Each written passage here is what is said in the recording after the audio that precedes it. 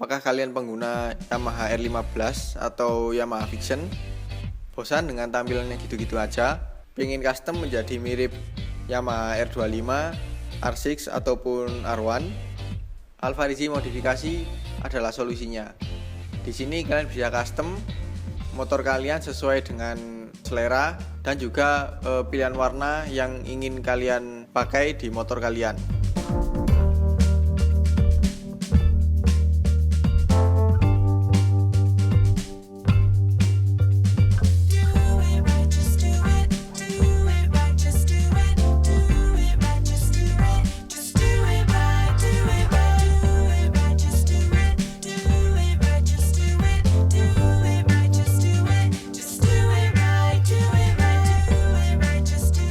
Untuk info lebih lanjut, kalian bisa hubungi WA berikut ini atau bisa cek di Instagramnya di @alfarizzi-modifikasi.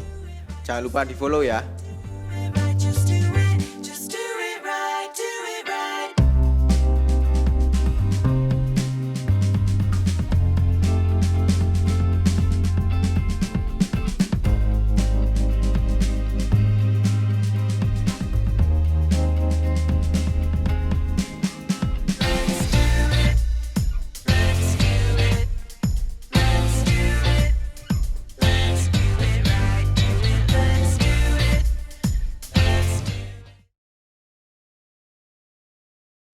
Oke, video kali ini saya akan membahas kelebihan dan kekurangan Yamaha MT-15.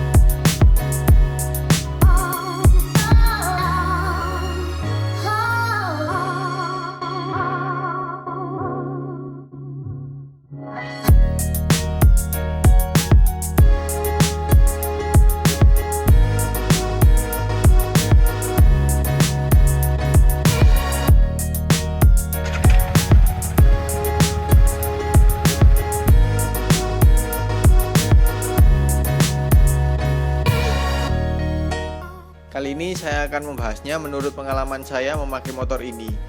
Jadi kalau kalian punya pendapat berbeda, bisa kalian tambahkan di kolom komentar ya.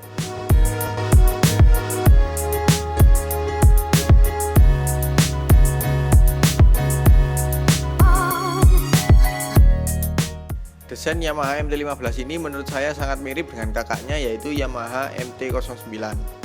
Apalagi kalau dari samping, siluetnya itu sangat kental dengan Yamaha MT-09. Desain tangki lebih membulat, tidak seperti Yamaha Saber yang tajam-tajam. Joknya juga menggunakan jok tandem atau menyatu dengan jok rider. Beda dengan jok Yamaha Saber yang terpisah atau split seat.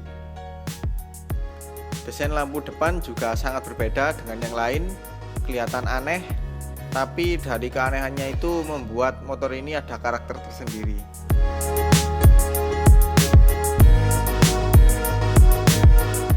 Fitur yang ditanamkan di motor ini hampir sama persis dengan Yamaha R15 V3, bahkan lebih dari itu. Lampu depan memakai proyektor headlamp, suspensi depan upside down, sistem starter yang jadi satu dengan engine kill switch, dan ini sangat mirip dengan kakak-kakaknya di keluarga AMT series. Mesin 155cc dilengkapi dengan VVA, variable valve actuation, yang membuat settingan bukaan klep berbeda dari putaran 7000 rpm ke atas.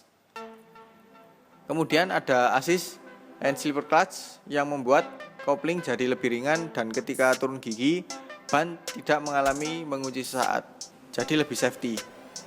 Lalu swing arm belakang menggunakan aluminium model banana. Ukuran ban juga paling besar di kelasnya dengan ukuran ban depan 110/70 ring 17 dan belakang menggunakan ukuran 140/70 ring 17. Ini mirip dengan ban motor 250 cc.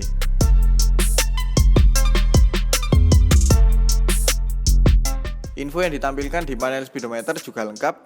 Ada gear indikator, penunjuk RPM, indikator VVA yang akan menyala di 7000 rpm ke atas, speedometer, penunjuk sisa bahan bakar, ada odometer, trip meter 1-2, kecepatan rata-rata, konsumsi bahan bakar rata-rata, jam. Kemudian ada indikator netral, check engine, overheat, sein, lampu jauh, dan shift light untuk menginfokan kalau waktunya ganti gigi. Dan di sini ada 2 tombol untuk setting info trip meter, jam, dan sebagainya.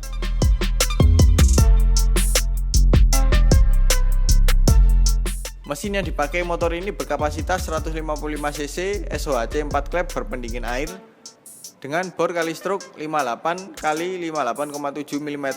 Membuat motor ini tenaganya selalu ada mulai putaran bawah hingga atas. Apalagi ukuran gear belakangnya lebih besar dari Yamaha E15 V3 membuat tarikan bawahnya lebih nendang.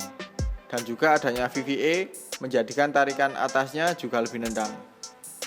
Tapi untuk atasnya nggak senendang Yamaha E15 V3. Cocok untuk dipakai di jalan tanjakan.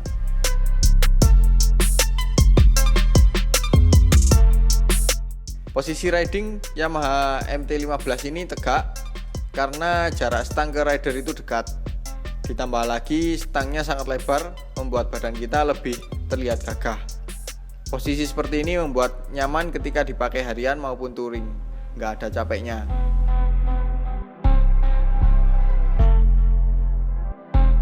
Handling Yamaha MT-15 ini juga enak, dipakai melewati jalan pegunungan cukup tenang, nggak mengayun. Ini karena didukung dengan suspensi upside down yang cenderung keras dan suspensi belakang juga demikian.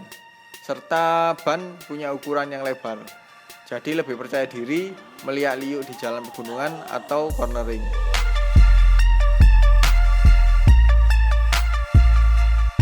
Konsumsi bahan bakar Yamaha MT-15 ini termasuk sangat irit dengan tenaga yang sebesar itu.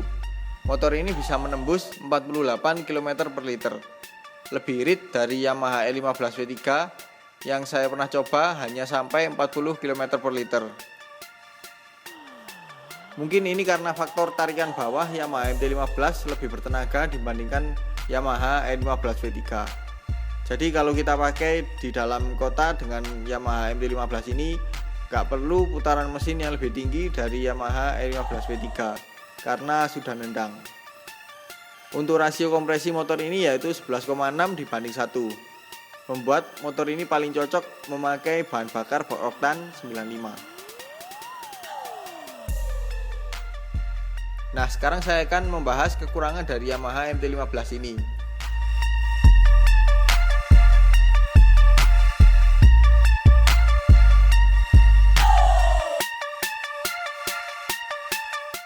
Desain spakbor belakang Yamaha MT-15 ini bagi saya kurang bagus karena spakbornya sangat panjang ke belakang, jadi kesannya seperti dipaksakan. Untuk cipratan air ke penumpang belakang masih lebih aman Yamaha Saber daripada Yamaha MT-15 karena posisi jok penumpang Yamaha Saber lebih tinggi daripada jok penumpang Yamaha MT-15. Jadi jarak jok ke ban itu lebih jauh. Nah, berbanding terbalik untuk cipratan air ke belakang. Di Yamaha Saber karena jok belakangnya tinggi sehingga spakbor pun juga lebih tinggi dari Yamaha MT-15. Jadi Yamaha Saber lebih nyiprat daripada Yamaha MT-15. Nah, kalau saya punya Yamaha MT-15, saya akan copot spakbor itu, saya ganti dengan tail tidy, dan di tail tidy saya kasih lampu sein. Kemudian bawahnya saya pasang mudguard supaya mirip Yamaha MT-09 yang terbaru. Saya tidak terlalu merekomendasi menggunakan lampu 3-in-1 karena kalau dilihat dari jauh terlihat samar-samar lampu seinnya. Apalagi bentuk lampu belakang Yamaha MT-15 ini kecil ya, jadi kurang pas kalau pakai lampu 3-in-1.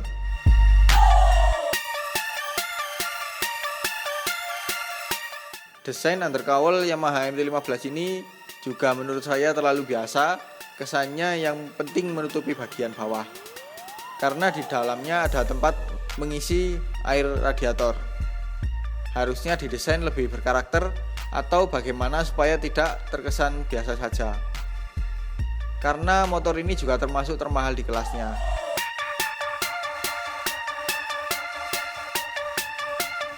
Ini mungkin jadi salah satu alasan konsumen tidak memilih Yamaha MT-15 dan akhirnya memilih Yamaha Vixion atau Yamaha Vixion R selain harga, yaitu desain jok belakang. Sama seperti di Yamaha Saber, jok belakang Yamaha MT-15 ini sangat pendek, tapi masih lebih rendah daripada Yamaha Saber untuk ketinggiannya. Meskipun begitu, kebanyakan konsumen masih kurang suka dengan jok belakang yang seperti ini.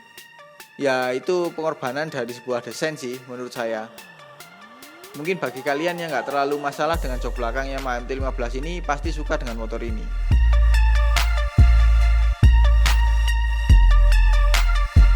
Info panel speedometer di Yamaha MT-15 ini menurut saya sudah lengkap. Sayangnya seperti di Yamaha R15 V3, info jam dan odometer masih jadi satu. Ini membuat kita tidak bisa menampilkan info jam dan odometer atau trip meter secara bersamaan. Beda dengan di Yamaha Saber yang infonya terpisah. Jadi untuk kedepannya saya harap Yamaha ada perbaikan untuk masalah ini, terutama di Yamaha MT-15 dan juga Yamaha R15 V3.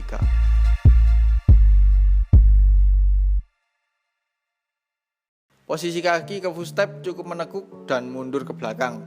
Meskipun posisi badan sudah nyaman, tapi posisi kaki seperti ini kalau untuk perjalanan jarak jauh ada rasa pegal di paha bawah dan betis. Apalagi kalau postur tubuh yang tinggi dan gemuk, pasti lebih pegal lagi. Tapi kalau dipakai jarak dekat sih masih oke.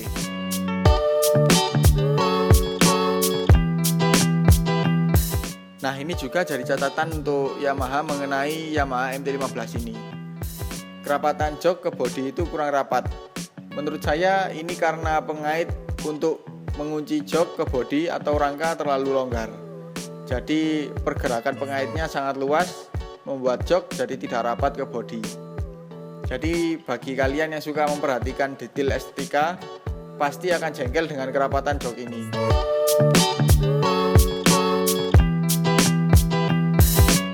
Nah, ini saya dapat info dari teman saya pengguna Yamaha MT-15. Ketika riding di cuaca hujan deras bahkan lebat, speedometernya masukkan air. Jadi trip meter dan jam itu reset sendiri. Dan juga penunjuk RPM kadang naik-naik sendiri, padahal mesin tidak sedang hidup. Jadi hati-hati saja kalau riding ketika kondisi hujan deras, apalagi lebat. Saran saya berteduh dulu lah. Mampir ke minimarket dulu atau ke warung sambil minum kopi.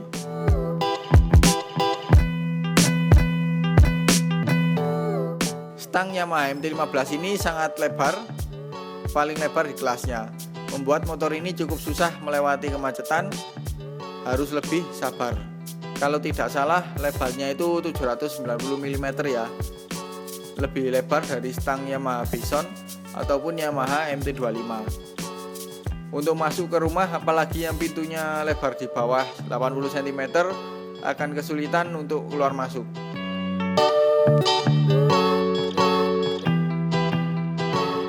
Nah, Yamaha MT-15 ini masih belum dilengkapi hazard.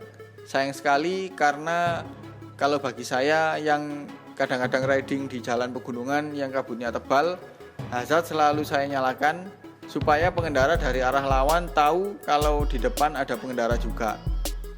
Karena lampu depan berwarna putih yang hampir tidak terlihat di tebalnya kabut. Oke, mungkin itu saja ya video review kelebihan dan kekurangan Yamaha MT-15. Mohon maaf apabila ada pendapat saya yang kurang tepat atau kurang berkenan. Semoga video saya ini bisa jadi pertimbangan kalian untuk membeli atau tidak membeli Yamaha MT-15 ini. Sekian dulu video kali ini. Jangan lupa like bila suka dengan video ini, komen di bawah apabila ada pertanyaan, kritik atau saran. share ke sosial media kalian apabila video ini bermanfaat. Jangan lupa untuk subscribe untuk mengikuti video-video terbaru dari saya. Nyalakan juga tombol loncengnya untuk mendapatkan notifikasinya. Follow juga Instagram saya di @mojo_038. Terima kasih telah menonton dan sampai jumpa di video selanjutnya.